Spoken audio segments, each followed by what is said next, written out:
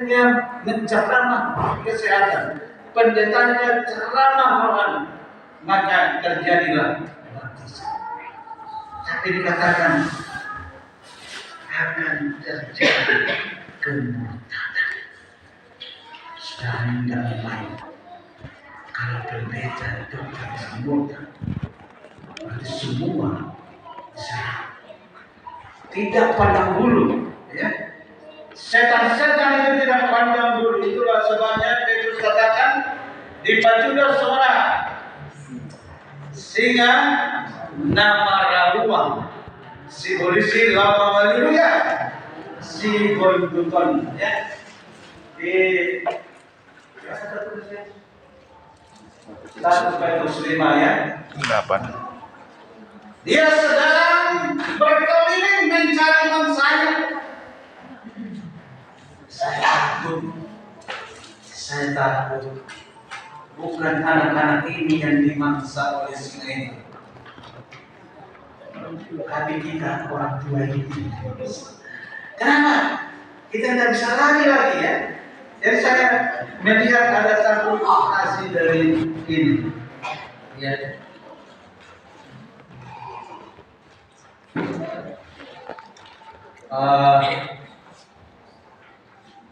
Ada sekelompok kerbau. Kelompok kerbau. Satu kali singa datang. Singa datang membenarkan. Begitu induk kerbau itu mencium ada bau singa, lalu mereka terus berkeliling.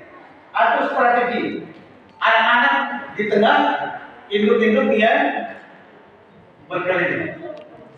Lalu singa itu mulai melihat, oh, mantap sekali strategi mereka ini. Ini tidak bisa dimasuki. Akhirnya singa itu, ya, singa itu pun pergi. Dia mulai mengatur strategi itu. Strateginya bagaimana? Lalu dia mengintip lagi. Begitu dia intip, kembali di kerbau mengatur strategi. Terus berkeliling mereka. Induknya di luar, di tengah anak-anak. Tapi dia punya strategi, dia naik ke bukit-bukit, lalu dia kotoran di bukit itu. Terus dia tendangkan kotorannya ke belakang. Cium, pas di tengah-tengah, pas di tengah-tengah kawanan kerbau ini. Lalu mereka cium, seperti sudah di belakang mereka bau singa itu. Lalu mereka putar berbalik, lalu menangkap satu dengan yang lain, karena dia cium temannya yang sudah bau apa? Bau singa. Saudara dikasih itu. Kotoran singa itu adalah lambang ajaran sesat. Ketika pengajar sesat itu tidak bisa masuk di tengah-tengah kita, dia akan lemparkan kotorannya, dia akan lemparkan ajaran sesatnya, supaya kita berkelahi satu dengan yang lain. Kalau sudah terjadi perkelahian, menyusullah akan terjadi kemurtadan.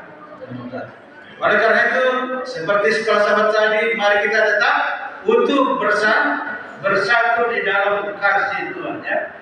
Karena itu tunduklah kepada Allah dan lawan iblis, maka dia akan lari daripadamu. Ini dia. Jadi singa sudah memakan yang kerbau yang tua. Yang muda sudah berlari, tinggal yang tua. Wah, ini bahaya juga ini kami yang tua-tua ini. Saya pikir, ya. Hati-hati, ya. Memang kalau sudah terjadi perpecahan, ngeri juga. Inilah terjadi perpecahan. Ini jaraknya 50 meter ini. Ini dengan ini sama-sama gereja kita ini. Inilah akibat terjadi persoalan terjadi perpecahan. Begitu terjadi persoalan, diteruskan dengan perpecahan. Oh, enak sekali rasakan itu. Jadi ada kemarin bertelepon saudara kita, orang tua pendeta Nias Jaya Nababan, dia bertelepon. Pak pendeta, nasa managsyutihan si polisi dan robe tu gereja niya nandok gereja apa sanari ngarom se tokin orang cuti na ina baharon itu ini se sanari sinna orang betul cupai majuahan suratna nang cuti bayan ya karena surat pindah di polisi nang robe itu sini tuh ya gimana jaga pun register karena surat pindah di polisi nah orang boleh pendeta nias dan apa ya jadi memang kalau harus polisi susah begitu ya pada ya jadi hati-hati gitu ya. Aku tahu bahwa sesudah aku pergi, serigala-serigala yang ganas akan masuk ke tengah-tengah kamu dan tidak akan menyayangkan kawanan itu. Ini kata-kata Paulus. Aku tahu ketika aku pergi, ini kata-kata perpisahannya. Serigala-serigala yang ganas akan datang. Ya. Selanjutnya dikatakan di ayat 20 ayat 30. Ya. Bahwa di antara kamu kata Paulus akan ada penyesalan. Ya. Siapa ini? Ini perlu kita pelajari ya. Bahwa dari antara kamu. Ini khotbah di jemaat Efesus. Nah kita coba lihat Efesus ini. Kita coba lihat di Wahyu 2 ayat 6. Boleh dilihat dulu bukunya apakah sama? Wahyu 2 ayat 6. Ada yang bisa membacakannya?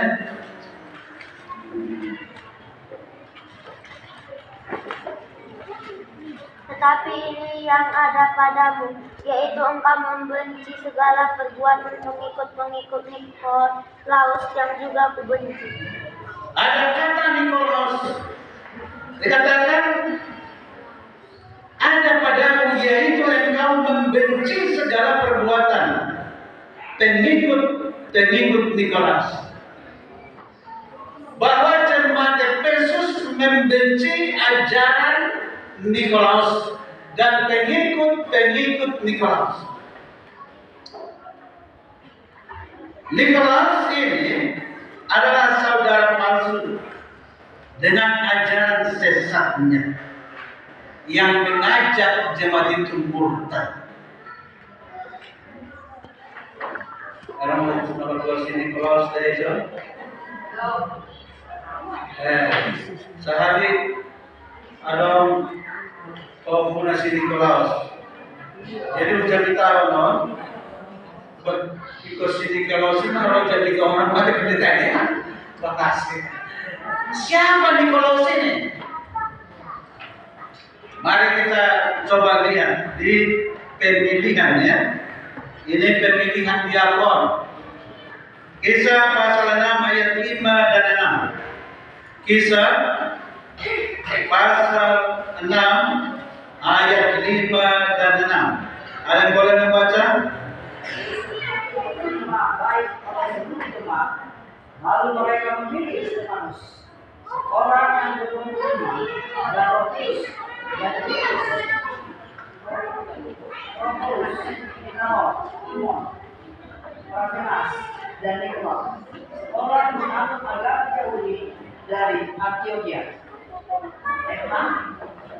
Mereka itu dihadapkan kepada rasul-rasul, lalu rasul-rasul itu berdoa dan meletakkan tangan di atas mereka. Jadi rupanya pada saat pelayanan ini makin luas, maka diadakanlah penambahan pelayanan. Dipilihlah 7 diakon. Jadi kalau ada kita dengarkan di dalam Alkitab 7 diakon, salah satunya adalah Nikolaus. Nikolaus adalah seorang yang diurapi. Rasul-rasul berdoa dan menumpangkan tangan di atas mereka. Salah satu yang diurapi disambut seperti Nikolaus. Ajaran yang menyesatkan Nikolaus. Ya, ada 2 ajaran saat itu sedang berkembang. Ya, di zaman Nikolaus. Ada Gnosticism dan juga ada satu lagi yang disebut dengan Demotism. Ya, Gnosticism adalah paham yang menyangkal penjelmaan Yesus menjadi manusia. Inilah ajaran yang mempengaruhi Nikolaus sehingga memiliki doktrin Gnosticism yang akhirnya murtad. Ya. Jadi ajaran-ajaran yang baru hati-hati, saudaraku yang dikasihi Tuhan, dengan meluasnya pekabaran seluruh agama di internet sekarang di YouTube, hati-hati menerima ajaran-ajaran internet. Ya, satu saudara kita terlalu tertarik dengan pelajaran YouTube sehingga tidak tertarik lagi dengan ajaran di gereja. Ya. Sekarang saya pemuda ini sudah dinasehati, sudah dikeluarkan dari grup WA gereja. Jadi dia terlalu terpengaruh, yang dia pikir semua yang keluar di YouTube itu adalah benar sesuai dengan hal kita. Ternyata kita harus sadar ya. Ada ajaran-ajaran seperti ini, Gnosticism mirip dengan Demotism. Mengakui kealahan Yesus, satu menyangkal kealahan Yesus. Ini yang membuat Nikolaus menjadi murtad. Ya. Roh membuat bergana. Di dalam writing selama 271, sebagian orang telah tersingkir keluar dan ditinggalkan di pinggir jalan. Mereka ditinggalkan dalam kegelapan dan tempat-tempat mereka langsung diisi oleh orang-orang lain yang memegang teguh kebenaran lalu masuk ke dalam barisan kita. Akan terjadi kemurtadan saudara-saudara yang kasih Tuhan. Tapi kutipan ini mengingatkan kita, ketika sebagian orang yang murtad itu telah tersingkir keluar, ditinggalkan di pinggir jalan, ditinggalkan di dalam kegelapan, itu artinya bahwa bangku gereja kita akan kosong. Tapi disambung lagi dengan kutipan ini dikatakan bahwa tempat mereka yang kosong itu langsung diisi oleh orang-orang yang baru bertobat, orang-orang lain yang memegang teguh kebenaran. Domba-domba tadi yang ada di gereja Protestan, yang ada di Katolik, yang ada di Babel, dan juga yang ada dari keturunan Lebanon. Itu akan masuk mengisi bangku-bangku yang kosong. Jadi kita tidak perlu takut, tapi sekarang tugas kita bagaimana memanggil mereka supaya nanti. Selanjutnya, yang lain menyatakan testimonis di 8 halaman 41. Standar demi standar ditinggalkan dalam deputi jalanan. Sementara ini pasti banyak sekali rombongan demi rombongan dari pasukan Tuhan menggabungkan diri dengan musuh kekuatan besar. Rombongan demi rombongan saudara meninggalkan gereja, bergabung dengan pasukan musuh. Ini akan terjadi kemurtadan besar di akhir zaman. Tapi selanjutnya dikatakan, ya,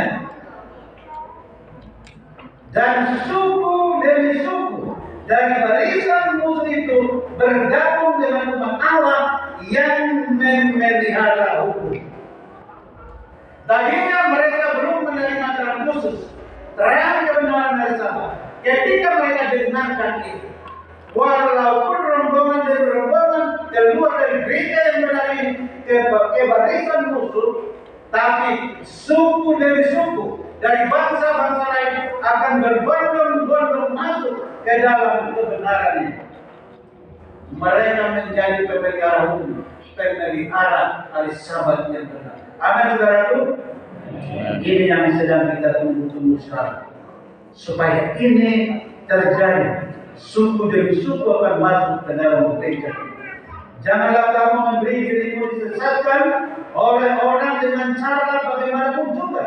Sebab sebelum hari itu haruslah datang dahulu murtad dan harusnya dinyatakan kepada manusia durhaka yang harus binasa.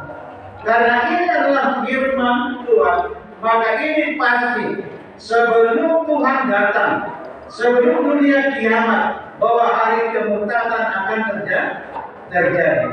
Oleh karena itu, ajaran apapun yang berasal dari